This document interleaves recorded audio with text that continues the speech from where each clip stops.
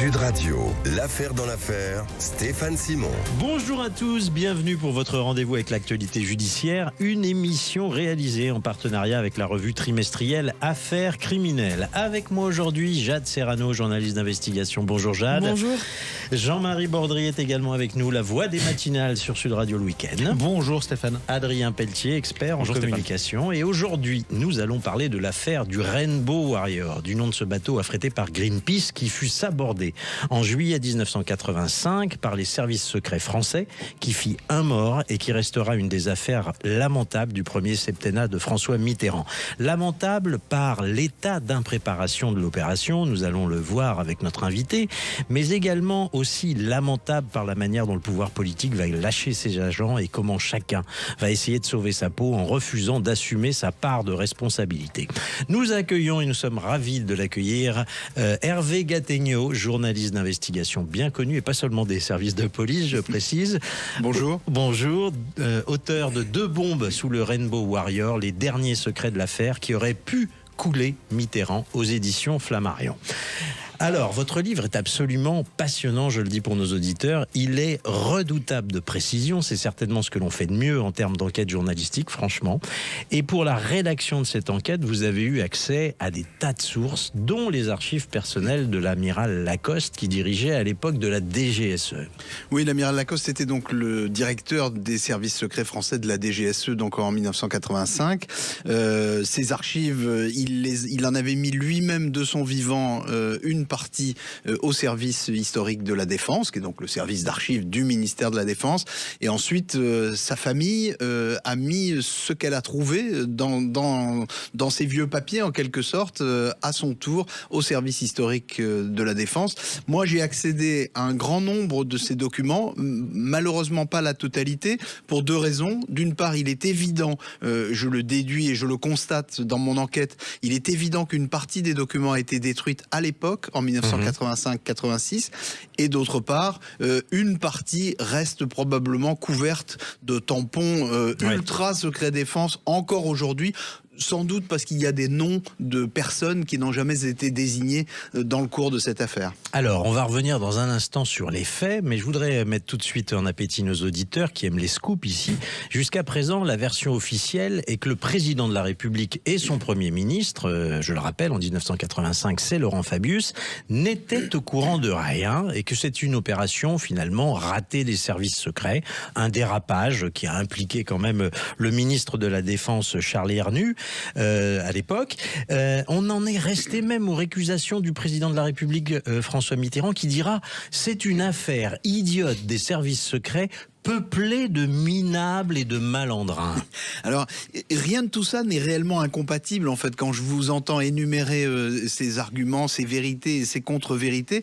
Elles sont toutes plausibles et on ne peut pas s'empêcher de penser que ça s'est peut-être réellement passé comme ça. Pourquoi je dis ça ? François Mitterrand savait, en effet, depuis le 15 mai 1985, qu'une opération allait être lancée contre Greenpeace. Je le dis et je crois le démontrer dans mon enquête. Il savait non seulement qu'une opération allait être menée contre ce bateau, mais il savait que l'objectif, c'était de détruire ce bateau. Donc, la thèse du sabotage, du sucre dans le moteur, etc., ne tient pas la route. Et la thèse selon laquelle l'amiral Lacoste serait resté dans le flou en face du président ne tient pas la route non plus, pour des raisons chronologiques, psychologiques et pour des raisons qui sont démontrées par les documents que j'ai consultés. Donc le président savait, contrairement à la version officielle retenue depuis cette époque, Absolument. donc depuis 40 ans, le président ne s'est pas fait abuser par son ministre de la Défense, Charles Hernu. C'est lui qui a menti à Charles Hernu dans un premier temps en ne lui disant pas qu'il était informé et qu'il avait donné son feu vert à cette opération. Quand Charles Hernu va le découvrir 1 mois plus tard, il va en être absolument stupéfait. Et c'est ensuite François Mitterrand qui va donner instruction à Charles Hernu de mentir à son propre Premier ministre, c'est-à-dire à Laurent Fabius. Et toute l'affaire, à partir de ce moment-là, part de travers, en quelque sorte. Et une affaire qui part de travers, c'est comme un train. Elle finit jamais par arriver droit à la gare. Alors, on va en savoir plus, évidemment, dans un instant. Ce que je vous propose, c'est de remonter dans le temps et de commencer par le récit des faits. 10 juillet 1985, sur le port d'Auckland, une déflagration se produit peu avant 23h40. Elle provient d'un bateau amarré, le Rainbow Warrior. À cet instant, 12 personnes se trouvent à son bord. La soirée a été animée, mais ce n'est pas un pétard qui vient de retentir. À bord, une fête a été donnée pour l'anniversaire de l'Américain Steve Sawyers, le coordinateur international de Greenpeace. L'ambiance a été joyeuse, mais les convives se sont séparés peu après 23h. Un peu plus tôt, une séance de travail avait eu lieu pour étudier le calendrier de la campagne de protestation anti-française, car l'équipage doit, dans les jours qui viennent, aller naviguer dans les eaux territoriales françaises pour perturber les essais nucléaires français dans l'océan Pacifique, près de l'atoll de Mururoa. Quelque temps plus tôt, 2 charges ont été discrètement fixées sur la coque du Rainbow Warrior qui vont exploser. Les minuteurs sont réglés pour des mises à feu espacées. La première charge explose au niveau de la salle des machines. Le capitaine hurle la consigne d'évacuation, puis un second choc est ressenti près de la poupe, cette fois décisif. Il brise l'arbre du moteur et l'hélice. L'eau s'engouffre alors à toute allure. Très vite, le bâtiment est immergé aux 3/4 et se couche sur le flanc contre le quai. L'équipe semble avoir pu partir à temps, mais bien vite, l'équipe de Greenpeace se rend compte qu'il manque un homme à l'appel. Oui, un homme manque, c'est Fernando Pereira, un photographe portugais de 35 ans qui suit depuis 3 ans les campagnes des militants écologistes. Il se trouvait au Metz quand l'alerte a été donnée, mais il n'a pas immédiatement quitté le bord, sans doute pour récupérer son matériel photographique. Où est Fernando Pereira ? À 4h du matin, les sauveteurs vont découvrir enfin son corps, sans vie, dans la cabine voisine de la sienne, face contre sol. L'information fait scandale en Nouvelle-Zélande. C'est la première fois qu'un acte qui ressemble à un acte terroriste a lieu dans cette partie du monde. Les réactions affluent, la réprobation est unanime. La ministre française de l'Environnement, Huguette Bouchardot, dans la plus totale méconnaissance de ce qui vient de se passer, exprime même sa sympathie envers l'équipage du Rainbow Warrior. Très vite, les enquêteurs entendent parler de la trace d'un van qui a survécu à de curieuses manœuvres. Un camping-car de marque Toyota, loué par 2 touristes suisses titulaires d'un permis de conduire français, Alain et Sophie Turange. Dans la nuit, des vigiles ont remarqué que des sacs extraits d'un bateau pneumatique ont été chargés dans ce van qui stationnait dans la marina. Et ce van, les enquêteurs en retrouvent bientôt la trace. Le contrat de location du van prévoit une restitution du véhicule le 23 juillet. Aussi, consigne est donnée au personnel de l'agence de prévenir la police au cas où le couple réapparaîtrait plus tôt. Au petit matin du 12 juillet, le voici. Quand le couple se présente, une hôtesse les accueille pendant qu'une autre appelle la police. « Comment se sont passées vos vacances ?» s'interroge aimablement la jeune femme. « Formidable, dit monsieur. »« Horrible, répond madame Turange. » Un quart d'heure plus tard, 2 inspecteurs entrent dans l'agence et leur demandent leur passeport, puis les invitent à les suivre. « Ok, mais nous avons un avion à 11h pour rentrer en France. » « Nous avons des questions à vous poser, tranche le sergent détective Terry Batchelor. S'il n'y a pas de problème, nous vous raccompagnerons à l'aéroport. » Le couple est conduit au quartier général de la police. Ils sont séparés pour interrogatoire. Et comme dans les films américains, on commence par leur exposer leur droit au silence. Vous avez le droit de vous taire. Tout ce que vous pourrez dire pourra être retenu contre vous. Les époux Turange comprennent alors qu'ils ne prendront pas leur avion, ni peut-être aucun des suivants. L'affaire dite du Rainbow Warrior commence par cet interrogatoire qui ne se révèle pas être une partie de plaisir. Entre des pros de l'espionnage et des policiers néo-zélandais pour qui c'est l'affaire de leur vie, la partie est serrée.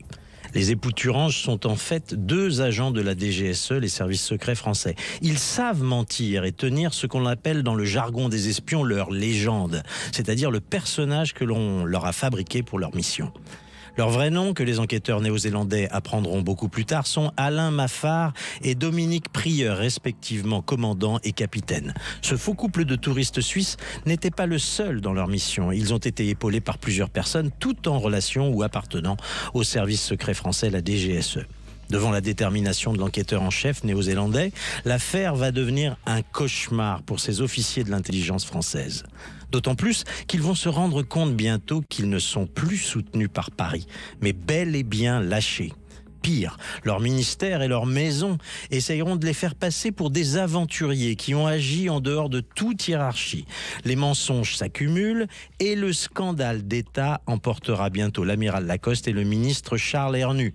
Mais la vague de scandales n'ira pas jusqu'à éclabousser le Premier ministre Laurent Fabius, ni couler le président de la République François Mitterrand. Il s'en est fallu de peu. 40 ans après, la connaissance de l'opération par le chef de l'État est désormais une certitude. Vous allez le découvrir.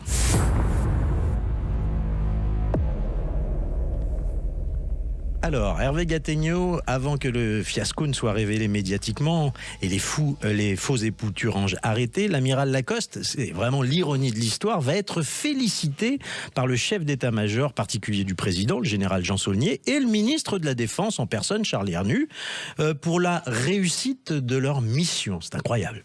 Oui, ça prouve deux choses. Ça prouve que tout ce petit monde, alors on est dans les très hautes sphères de l'État, mais tout ce petit monde était au courant de l'opération. Ça tombe pas sous le sens, donc c'est utile de le préciser. Ouais. Et ça montre une deuxième chose, ce coup de téléphone, parce que c'est par téléphone que l'amiral Lacoste est félicité, donc à la fois par son ministre et par le chef d'état-major particulier du président de la République, le général Saulnier. Ça prouve que ces gens-là ne mesure pas du tout ce qui s'est passé. Et là, je suis saisi, moi, dans l'enquête que je fais, parce que j'ai rencontré beaucoup des gens, des agents qui ont participé à cette mission, et eux tous, notamment ceux qui sont sur le terrain en Nouvelle-Zélande, le lendemain matin, lorsqu'ils apprennent que la bombe qu'ils ont contribué à poser, ou poser eux-mêmes, puisque j'ai rencontré l'un des plongeurs, le lendemain matin, quand ils apprennent que cette bombe a causé la mort d'un homme, un photographe, vous l'avez dit, à bord du Rainbow Warrior, eux, ils sont complètement médusés et pour eux, immédiatement, l'affaire ne peut plus du tout être envisagée comme un succès. C'est déjà un fiasco. Les agents secrets, vous savez, bon, c'est leur métier. On est très loin des films de James Bond, plus près du bureau des légendes pour ceux qui l'ont vu. Mais pour eux, tuer un homme lorsque ce n'était pas l'objectif de la mission, c'est une catastrophe. Et là, non seulement c'était pas l'objectif, mais l'objectif de la mission, c'était de tout faire pour éviter de tuer quelqu'un. Donc être félicité par le ministre pour un tel loupé, pour l'amiral Lacoste, c'est absolument stupéfiant. Et pour lui, ça augure très mal de toutes les conséquences qui vont suivre. Bien sûr. Dans un instant, on va revenir avec vous sur les ratés de cette affaire et nous reparlerons de tout cela après la publicité. À tout de suite. Sud Radio, l'affaire dans l'affaire, Stéphane Simon. De retour dans l'affaire, votre rendez-vous avec le monde judiciaire en partenariat avec la revue trimestrielle Affaires criminelles. Avec Jean-Marie Bordry, Jade Serrano, Adrien Pelletier, notre expert en communication. Et nous parlons aujourd'hui du scandale d'État que fut l'affaire du Rainbow Warrior avec Hervé Gattegno, journaliste d'investigation bien connu, et qui est auteur également de deux bombes sous le Rainbow Warrior, les derniers secrets de l'affaire qui auraient pu couler Mitterrand aux éditions Flammarion. Alors, avant de parler du fiasco de l'opération pour détruire le Rainbow Warrior, on pourrait peut-être dire un mot, Hervé, sur les mobiles de cette opération pour rafraîchir la mémoire de nos auditeurs. Pourquoi est-ce que la France est gênée par les écologistes de Greenpeace ? Alors Greenpeace, c'est une association écologiste que tout le monde ne connaît pas, mais qui a maintenant une grande notoriété. À cette époque-là, elle en avait moins. D'ailleurs, l'affaire du Rainbow Warrior a énormément contribué à donner de la notoriété mondiale à Greenpeace. Greenpeace, au départ, leur première cause, c'est la lutte contre la chasse à la baleine. Leur deuxième cause, c'est la lutte contre les essais nucléaires. Pas seulement français, il faut bien le dire. Ils se sont beaucoup affrontés à la marine américaine. Et donc, à cette époque-là, dans les années 80, dans cette partie du monde, donc dans l'océan Pacifique, les bateaux de Greenpeace viennent régulièrement perturber les séances d'essais nucléaires français. L'amirauté du Pacifique, la haute hiérarchie militaire française est horripilée par les agissements de cette bande de va-nu-pieds, comme ils les appellent, et donc ils veulent absolument frapper un grand coup contre eux. Là-dessus se greffe une vision politique qui est celle de Charles Hernu, qui est donc un socialiste, ministre d'un gouvernement socialiste. La gauche est arrivée au pouvoir quelques années plus tôt, et la gauche veut montrer au monde, à l'Occident, aux Américains, que elle n'entend pas, même si elle est de gauche, elle n'entend pas se laisser dicter ce qu'elle a à faire par des militants écologistes. Et donc, au fond, il s'agit de s'arrimer dans le camp de l'Occident. Ouais. Et ajoutons un dernier critère, François Mitterrand lui-même, dans sa vision de l'institution présidentielle, est allé jusqu'à dire à la télévision « la dissuasion nucléaire, c'est moi », en quelque sorte, dans sa vision un peu monarchique, mais au fond, c'est la présidence française qui est conçue un peu comme ça, depuis le général de Gaulle. Eh bien, dans cette vision-là, s'attaquer à l'arme nucléaire, à travers les essais nucléaires, c'est s'attaquer au président de la République et à la France. Tout ça additionné va créer cet emballement au sommet de la hiérarchie militaire et du pouvoir politique pour aboutir à une décision folle, celle qui consiste, et il faut le dire comme ça, celle qui consiste à mettre des bombes sous un bateau occupé par des militants écologistes et pacifistes. Ça paraît complètement ahurissant 40 ans après. Est-ce qu'on sait comment Charles Hernu, le ministre de la Défense, ou alors même le président de la République, ont accueilli la nouvelle non pas de la destruction du bateau, mais de la mort d'un homme dans cette destruction ? François Mitterrand, on ne le sait pas, ou du moins on peut le deviner à travers les propos que Stéphane Simon a cités tout à l'heure, par exemple, c'est-à-dire des propos dénigrant très fortement les services secrets. François Mitterrand, comme beaucoup d'hommes politiques français, n'aime pas les services secrets, il ne les a jamais aimés, il n'a pas confiance, il pense lui-même en avoir été souvent victime à travers sa longue carrière politique, et puis au fond, il doute de leur professionnalisme, donc il est servi en quelque sorte dans cette opération. Charles Hernu, lui, c'est un peu différent. Il a donc téléphoné à l'amiral Lacoste pour le féliciter. Donc au fond, pour lui, la mort d'un homme, c'est probablement pas grand-chose dans cette affaire. Et par la suite, Charles Hernu va continuer à tempêter, à batailler, et il dira à plusieurs reprises à l'amiral Lacoste que pour lui, au fond, cette opération n'est pas un échec et qu'il faut continuer comme ça et qu'il faut se défendre. Il dit plusieurs fois, on nous fait la guerre, nous, la France, eh bien, à la guerre comme à la guerre. Exactement. Alors, on va revenir sur les ratés de l'opération. Je vous pose la question tout de go. Est-ce que c'est une opération bâclée ? Parce qu'il y a plein de choses qui paraissent étonnantes d'improvisation. Rien que la couverture des agents est curieuse. Les fous épouturanges sont censés être des vacanciers suisses qui viennent fêter dans le Pacifique leurs 10 ans de mariage, mais c'est quand même une curieuse destination, vous le rappelez, pour un séjour romantique, puisque c'est l'hiver aux antipodes. Oui, c'est vrai que ça laisse encore un peu pantois après coup, mais bon, au fond, il faut bien trouver une justification. Vous savez, toutes ces légendes, puisque c'est le terme technique, toutes ces légendes, tous ces détails qu'on invente pour habiller une mission, ils sont censés en réalité ne jamais servir au fond. Deux touristes arrivent en Nouvelle-Zélande, finalement ils vont dire peut-être en arrivant à l'hôtel le premier jour, on vient fêter notre anniversaire de mariage, et ensuite plus personne normalement ne leur demandera jamais rien. Tout s'inverse à partir du moment où ils sont attrapés. Alors sur votre question, est-ce que ça a été bâclé ? Oui, je crois que le terme est cruel, mais incontestablement, cette opération n'a pas été préparée comme elle aurait dû, et notamment pas assez longuement. Une opération comme celle-là, plusieurs membres des services ou anciens membres me l'ont dit, une opération comme celle-là, normalement, requiert 1 an de préparation. Ils ne l'ont préparée qu'en quelques mois. Pourquoi ? Parce que le pouvoir politique a exigé qu'on fasse cette opération, qu'on la fasse très vite, et que la Nouvelle-Zélande était le seul endroit dans le parcours du Rainbow Warrior où les services pouvaient agir, parce que les autres territoires où ils passaient, soit ils étaient sous domination américaine, c'était beaucoup trop dangereux de s'attaquer à des écologistes en territoire américain, soit ils étaient sur territoire français et la DGSE n'a pas le droit d'agir sur le territoire national. Il y a quelque chose de singulier, on leur donne des passeports faux, des faux passeports suisses. Pourquoi des faux passeports suisses ? Alors que précisément, on va le localiser plus facilement et pouvoir vérifier plus facilement que ce sont des faux, alors que s'ils avaient donné des passeports français, ça aurait été plus simple. Enfin, ce qui aurait été plus simple si ça avait été des passeports français, c'est que pour vérifier l'authenticité des passeports, on aurait appelé des autorités françaises Et donc, on peut espérer que dans ce cas-là, elles auraient menti et protégé les agents.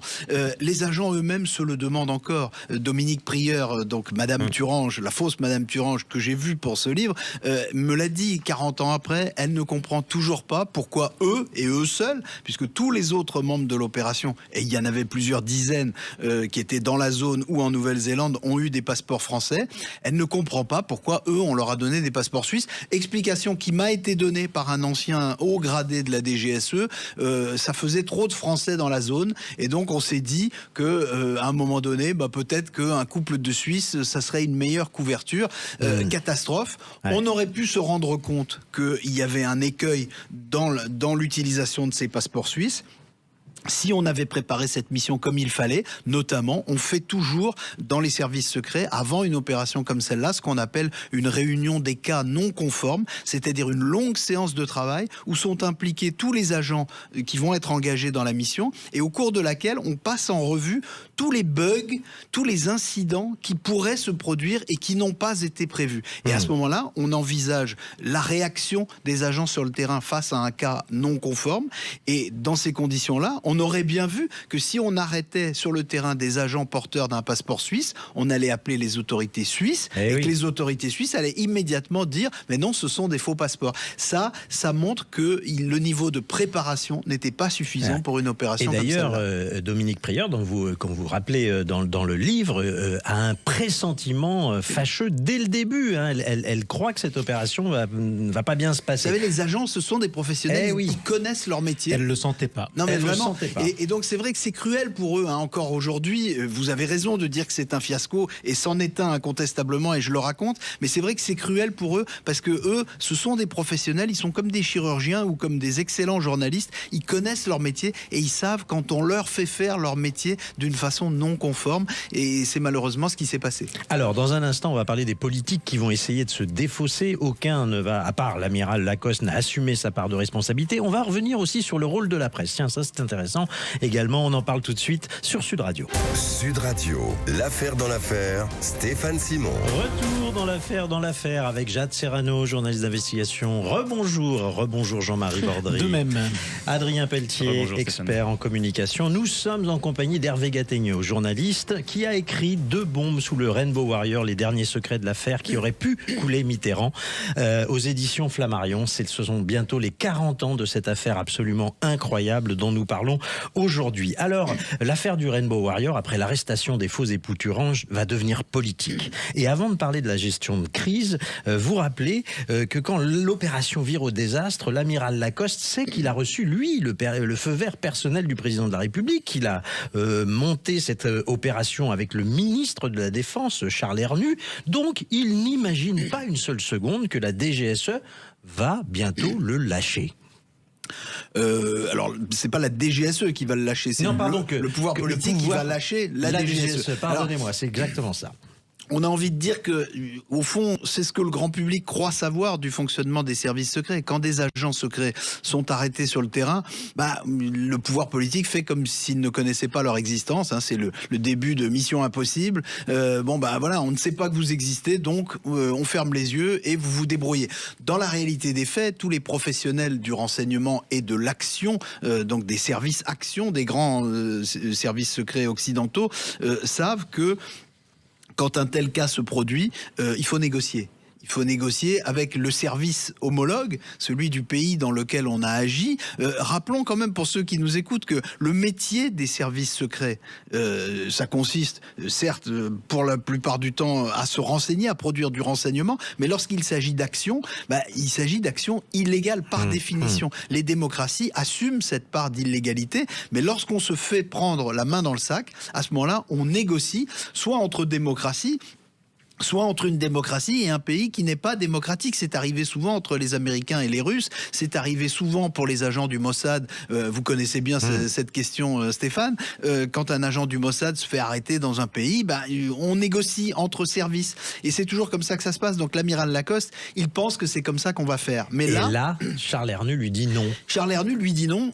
Et Charles Hernu lui dit non, d'abord parce qu'il pense qu'il faut couvrir le service lui-même et l'armée française, et parce que qu'il comprend d'emblée que François Mitterrand ne veut pas en entendre parler. Absolument. Assez perversement, il va mettre ça sur le dos du Premier ministre Laurent Fabius devant l'amiral Lacoste, donc en lui disant c'est Fabius qui ne veut pas. La réalité, c'est que Fabius, à ce moment-là, n'est pas au courant de ce qui s'est réellement passé. Celui qui est réellement au courant, c'est François Mitterrand. François Mitterrand ne veut pas qu'on le reconnaisse. Pourquoi ? Pour deux raisons. D'abord parce que ce serait le déshonneur pour la France, même le ridicule, mais ridicule avec la mort d'un homme. Donc on est plus près du déshonneur que du ridicule. Et deuxièmement, parce que pour lui, qui est dans une position politique délicate, on est en 1985, la gauche a pris beaucoup de coups, elle a perdu toutes les élections intermédiaires, on va vers ce que les experts appellent déjà la cohabitation et qui se produira 1 an plus tard avec le retour de la droite.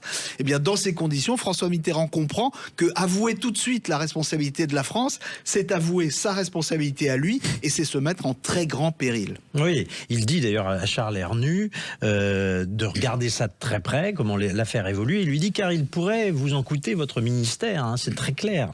Mais ce qu'il lui dit dans cette phrase très claire, c'est faites en sorte que ça ne sorte pas, au fond. C'est ça qu'il lui dit. Il ne lui dit pas le service a mal agi, il faut réparer les conséquences, il faut sortir les agents. Pas du tout. Il lui dit, et ça c'est une phrase que j'ai trouvée dans la documentation ouverte, comme on dit, c'est une phrase qui a été prononcée publiquement par François Mitterrand devant les auteurs d'un livre.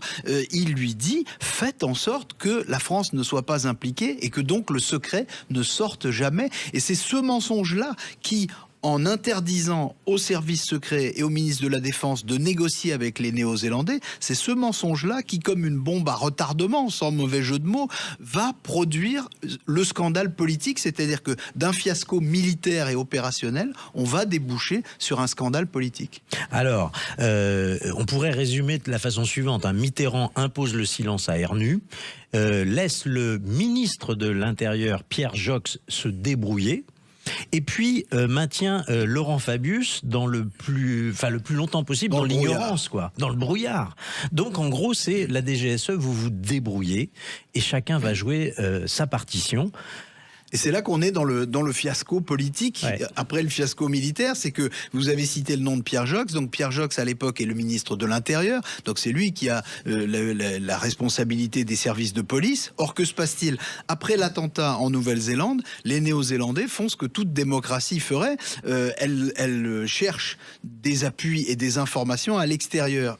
Donc on l'a dit, elle appelle la Suisse pour vérifier les passeports, mais elle appelle aussi la France, parce que les Thuranges, les faux époux Thuranges, sont domiciliés à Paris.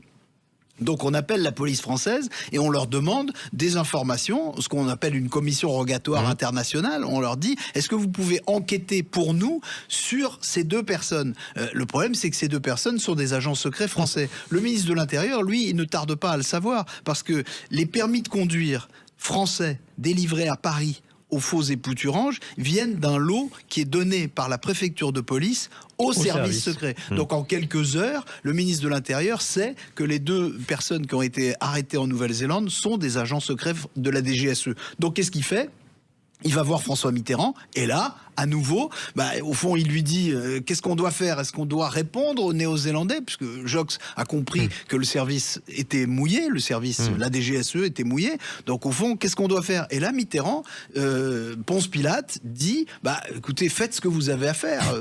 Si on vous le demande, si les Néo-Zélandais vous le demandent, vous faites les enquêtes que vous devez faire. Et donc on se retrouve dans une situation ubuesque vraiment, dans laquelle la police française enquête contre des agents français pour le compte d'un pays étranger. Et ça, évidemment, ça va aboutir à une situation absolument ahurissante. Alors, je reviens sur un point essentiel de votre livre, c'est ce rendez-vous que l'amiral Lacoste a eu avec le président. Il a lieu le 15 mai 1985 à 18h, donc le maître espion est à l'Élysée, et vous révélez les notes donc de l'amiral Lacoste qui résume cette entrevue. Je cite votre livre, « J'ai demandé au président s'il m'autorisait à mettre en œuvre le projet de neutralisation que j'avais étudié à la demande de M. Hernu. Il m'a donné son accord en manifestant l'importance qu'il attachait aux essais nucléaires. Je ne suis pas rentré dans un plus grand détail du projet, mais l'autorisation était suffisamment explicite. » Là, c'est vraiment le moment décisif parce que vous avez bien donné le mot. Il parle de neutralisation du navire. Donc neutralisation dans le jargon des services secrets. Destruction. C'est évidemment un understatement. Ça veut dire destruction. Et donc il faut comprendre une chose. Dans la nomenclature des services, moins l'autorité politique est mouillée, surtout au plus haut niveau, et mieux on se porte. Donc en France, les bons spécialistes le savent, et je crois que maintenant une grande partie du public le sait. Le président ne donne son feu vert aux opérations des services secrets que lorsqu'il s'agit d'attenter à la mort d'une ou plusieurs personnes. C'est ce qu'on appelle les opérations homo. Là, il ne s'agit pas d'une opération homo, il s'agit d'une opération arma, c'est-à-dire une opération qui vise du matériel, des biens matériels, en l'occurrence un navire. Et donc, le feu vert du président n'est pas requis dans une opération comme celle-là. L'ordre du ministre est suffisant et Charles Hernu a donné cet ordre. Donc, il faut comprendre que si l'amiral Lacoste va à l'Élysée, ce n'est évidemment pas pour rester dans le flou avec François Mitterrand, pour avoir une conversation de salon et encore moins pour lui faire croire que cette opération va être vénielle et légère alors qu'elle est très lourde. Et donc, il va chercher à l'Élysée ce jour-là, non pas un feu vert du président, mais plutôt un feu rouge. Parce que, comme je l'ai dit tout à l'heure, le service est bien conscient qu'on le fait travailler dans des conditions qui sont très dangereuses et qui l'exposent énormément. Et donc, au fond, comme ça peut arriver souvent, l'amiral Lacoste attend que l'autorité politique lui dise non. Et manque de chance, ce jour-là, l'autorité politique, et pas n'importe laquelle, va lui dire oui. Ouais, on va revenir avec vous dans un instant, mais Adrien Pelletier, vous qui êtes expert en communication, cette affaire va tourner à la communication de crise totalement ratée. Oui, bien sûr. C'est une gestion de crise assez classique, qui emploie des mécanismes comme effectivement le nourrir des contre-feux médiatiques. On va y revenir diffuser des fausses pistes pour gagner du temps. Néanmoins, ça a totalement échappé à ceux qui l'ont orchestré et ça s'est retourné contre les services secrets et le gouvernement par la même voie médiatique qu'ils avaient utilisée. Ça a même déclenché une guerre médiatique entre différents organes de presse, Le Figaro et Le Monde par exemple, qui se sont écharpés, l'un accusant l'autre de protéger la DGSE, l'autre d'acharnement envers la DGSE comparable à la collaboration française durant l'occupation. Donc voilà, il y a eu ces mots très forts. Et par ailleurs, ce revers est assez classique lorsqu'on ment éhontément et qu'on est obligé ensuite de revenir et de faire des aveux publics comme l'a fait notamment le Premier ministre à la télévision française. De surcroît, là, l'enjeu de la communication de crise était énorme puisqu'il y avait la mort d'un homme, il y avait un incident diplomatique majeur à éviter et ça ne s'est pas du tout passé comme prévu. C'est un peu comparable à, si vous voulez, dans une moindre mesure, l'affaire Cahuzac, qui a été obligé de revenir sur son mensonge et à qui ça a coûté sa place. Là, c'était franco-français. Voilà, exactement. Mais dans les affaires, c'est pareil. Orpea, par exemple, le mensonge a coûté sa place. C'est la même mécanique dans les affaires. Alors, on revient dans un instant, justement, sur l'attitude de la presse avec vos révélations, Hervé Gattegno. Tout est dans ce livre, 2 bombes sous le Rainbow Warrior. À tout de suite sur Sud Radio. Sud Radio, l'affaire dans l'affaire, Stéphane Simon. Nous parlons aujourd'hui du scandale d'État que fut le plasticage du Rainbow Warrior en juillet 1985 avec notre invité Hervé Gattegno qui est auteur de 2 bombes sous le Rainbow Warrior, les derniers secrets de l'affaire qui aurait pu ou qui aurait dû couler Mitterrand aux éditions Flammarion. C'est moi qui rajoute qui aurait dû, évidemment. Alors, il faut dire un mot de la gestion de cette crise désastreuse et la manière dont la DGSE va essayer d'enfumer les journalistes. La DGSE doit gagner du temps. Et quand le ministre de la Défense et le sommet de l'État décident de ne pas assumer cette opération, c'est évidemment à la DGSE, encore une fois, d'endosser le sale rôle. Vient l'idée de dire que les époux Thurange, finalement, et ceux qui leur ont prêté main forte, ont agi en dehors de toute hiérarchie. Alors, dans cet objectif, la presse va être intoxiquée. Le Matin de Paris va titrer sur une opération montée par des anciens des services avec la bénédiction des réseaux britanniques. De son côté, le journal Le Monde ne reste pas sur le côté et parle, lui, d'une provocation montée par des anciens agents de renseignement alliés à des activistes mercenaires d'extrême droite. La dénonciation de l'extrême droite étant un item très fréquent dans le journal du soir. Le Canard enchaîné, de son côté, va jusqu'à imaginer que les agents français ont été manipulés par les services néo-zélandais. C'est incroyable. Il y a une véritable... ça part dans tous les sens, cette affaire. C'est un des métiers du renseignement. Il ne faut pas l'oublier. l'intoxication. C'est une technique. On peut pas leur reprocher d'avoir cherché à l'utiliser. Il faut rappeler que l'attentat a lieu le 10 juillet et les premiers articles de presse sur l'affaire ne vont sortir que début août. Donc pendant un mois, probablement parce que c'est l'été et parce que ça se passe à l'autre bout du monde, la presse française est complètement silencieuse sur cette affaire. Et puis lorsqu'elle commence à s'en emparer, évidemment elle part dans tous les sens, mais là encore, comprenons avec 40 ans de distance que à l'époque, pour tout le monde, c'est incroyable au sens propre du terme que la France ait pu décider d'une mission aussi folle, aussi mal exécutée dans une démocratie, rappelons-le, à l'époque gouvernée par des sociodémocrates, donc des alliés du gouvernement français. Personne n'arrive à envisager que ça puisse être vrai. Et donc les journalistes, lorsqu'ils vont voir des sources militaires ou des sources politiques, quand on leur dit mais non, mais ça n'a rien à voir avec tout ça, évidemment ce sont les Anglais qui ont fait le coup, ou alors c'est des barbouzes, ou alors c'est des gens proches de la droite qui ont voulu saboter et tout ça, ils préfèrent acheter cette version parce que finalement elle leur paraît moins incroyable que la réalité qui est celle de l'implication de la DGSE dans une affaire aussi lamentable. Alors il y a une agence, l'agence France Presse, qui en perd véritablement son latin. Totalement. C'est impressionnant. Quand on se penche sur les archives, on découvre une succession de dépêches qui se contredisent, des erratums, des actualisations. La première dépêche donc est très factuelle. Je crois que effectivement c'est le 10 août, comme vous disiez. C'est un navire de Greenpeace coule. 10 juillet. Un navire de Greenpeace coule dans le port d'Auckland. Donc on n'a pas plus d'informations. Et puis il faut attendre au moins 10 dépêches pour qu'on commence à parler d'une piste française, pour qu'il y ait d'ailleurs d'abord une réaction de l'ambassade de France, qu'elle s'exprime et qu'elle s'adresse à la Nouvelle-Zélande, et surtout qu'il y ait la piste française qui mènera ensuite à la DGSE. On a au moins une vingtaine de dépêches AFP qui disent tout et leur contraire, et qui sont reprises évidemment par toute la presse. Par ailleurs, juste pour dire un mot sur l'empreinte qu'elle a encore aujourd'hui dans les médias, cette affaire, c'est un cas d'école, et notamment sur les réseaux sociaux. Chaque année, il y a des centaines de parutions qui reviennent sur cette affaire, mais surtout, dès que la probité de l'État est remise en cause sur les réseaux sociaux ou dans le débat public, cette affaire est fréquemment citée pour manifester la manipulation des médias par les autorités et les fausses informations qui peuvent circuler, donc desquelles il faut se méfier. Donc c'est vraiment un cas d'école qui est à chaque fois cité. Cas d'école, absolument. Alors à mesure que l'enquête remonte, il va bien falloir à un moment ou un autre informer le Premier ministre Laurent Fabius, qui est hors du coup pour l'instant, et évidemment montrer qu'ils ne sont, qu'il n'est lui au courant de rien, mais il va falloir aussi montrer que le président de la République n'y est pour rien. Et il y a une opération que vous détaillez, qui est absolument un échange de courrier entre les deux hommes, qui est un modèle de petit théâtre, vous voyez, pour montrer que les deux hommes ne sont au courant de rien et qu'ils se donnent les beaux rôles, ceux de vouloir faire toute la lumière. Vous racontez ça dans le détail, page 134 de votre livre. Mitterrand écrit à Laurent Fabius, alors qu'évidemment, on le sait, vous l'avez dit, il est au courant de tout, et voilà ce qu'il écrit au Premier ministre. Monsieur le Premier ministre et cher ami, je vous remercie des informations que vous m'avez communiquées au sujet du Rainbow Warrior. Je suis tout à fait d'accord avec vous pour estimer qu'il convient d'ordonner sans délai une enquête rigoureuse. Merveilleux. Et Laurent Fabius lui écrit: Monsieur le Président, je vous ai indiqué qu'un lien avait été avancé entre les deux personnes inculpées par les autorités néo-zélandaises et les services français. J'estime nécessaire de demander à une personnalité incontestable de réunir les éléments de toute nature sur cette affaire. Je demande donc au ministre de la Défense, de l'Intérieur, et de lui apporter leur concours sans aucune réserve. C'est un véritable numéro de théâtre, Hervé Gadet. Oui, c'est un numéro de théâtre parce que l'affaire est devenue publique et donc il faut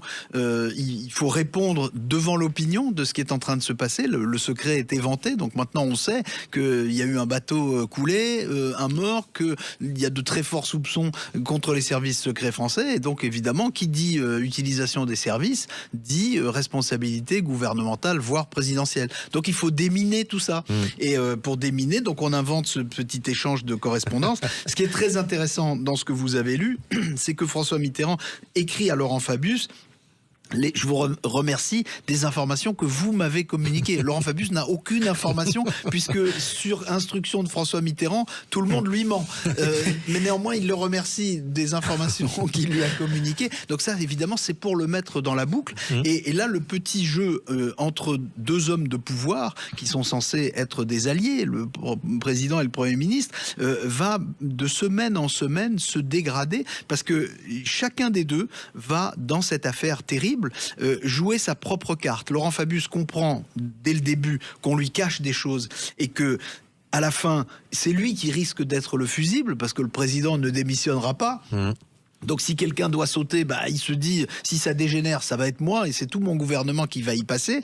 Et le président, lui, il en veut jour après jour à son Premier ministre de demander la vérité. Pourquoi ? Parce qu'il sait que si on donne toute la vérité, on va remonter jusqu'à la fameuse réunion du 15 mai, celle où il a donné lui-même son feu vert à l'opération. Et donc plus Laurent Fabius dit « je veux la vérité et elle est nécessaire », plus François Mitterrand dit « il veut agir contre moi et il veut me fragiliser moi pour se protéger lui ». Et donc là, on a aussi un cas d'école de dégradation des relations entre un président et un Premier ministre. Alors, le résultat temporaire, c'est la nomination de Bernard Tricot, qui est un ancien gaulliste, un grand serviteur de l'État, pour une commission d'enquête que l'on ne va pas dire totalement impartiale, encore que, mais c'est en tout cas plutôt un piètre enquêteur, hein, comme vous le rappelez. C'est pas ce qu'on fait de mieux en termes d'investigation. Alors j'avais déjà raconté dans mon précédent livre il y a 2 ans sur l'affaire Markovic et la dégradation des relations entre un autre président et son Premier ministre, le général de Gaulle et Georges Pompidou, le rôle lamentable joué par Bernard Tricot qui s'était très mal conduit envers Pompidou dans cette affaire. J'ai retrouvé mon Bernard Tricot, cette fois déguisé en Sherlock Holmes de pacotille, à qui on demande de faire une enquête express, rien moins que sur les services secrets français et leur implication. Évidemment, tout le monde lui ment. La plupart du temps, il n'a pas l'air vraiment de s'en rendre compte.